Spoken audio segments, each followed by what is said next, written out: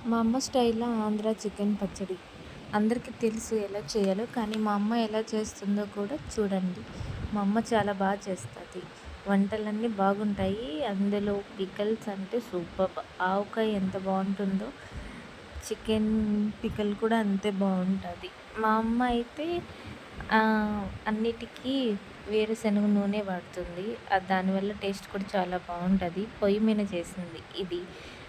So, దీన్ని ఎలా చేయాలంటే, ఒక బాండీలో మీకు తగినంత ఆయిల్ ఏసుకోండి. ఆ ఆయిల్‌లో కొంచెం అల్లం వెల్లుల్లి పేస్ట్ వేసుకొని, అందులో కొంచెం పసుపు వేసుకొని, అది కొంచెం మరిగినాక అందులోనే చికెన్ పీసెస్ ఫ్రై చేయండి. ఫ్రై చేసిన తర్వాత అయి బాగా అది గోల్డెన్ కలర్ అయినాక తీసేయండి. తీసేసిన తర్వాత అందులోనే కొంచెం కరివేపాకు కూడా వేసుకోండి.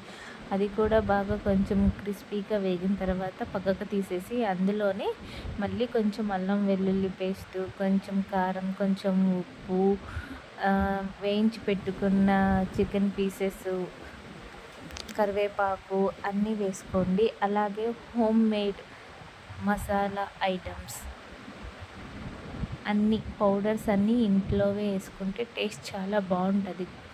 మసాలా స్పైసెస్ అన్నీ ఇంట్లోనే పౌడర్ చేసుకొని వేసుకుంటాం మేము.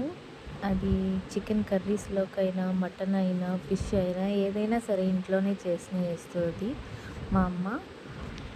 మసాలా స్పైసెస్ అన్నీ వేసుకొని బాగా మిక్స్ చేస్తూ ఉండాలి.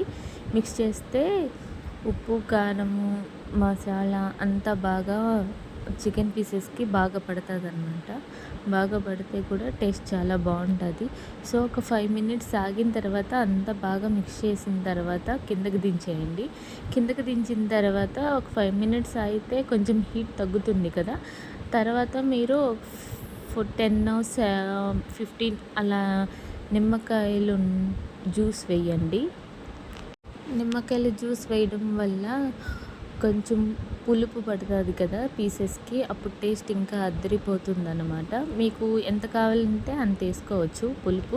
ఎక్కువ తినేవాళ్ళు కొంచెం ఎక్కువ వేసుకోండి. తక్కువ తినేవాళ్ళు కొంచెం తక్కువ పులుపు వేసుకోండి. టేస్ట్ మాత్రం సూపర్ ఉంటుంది. చూస్తానికి సూపర్ ఉంది కదా!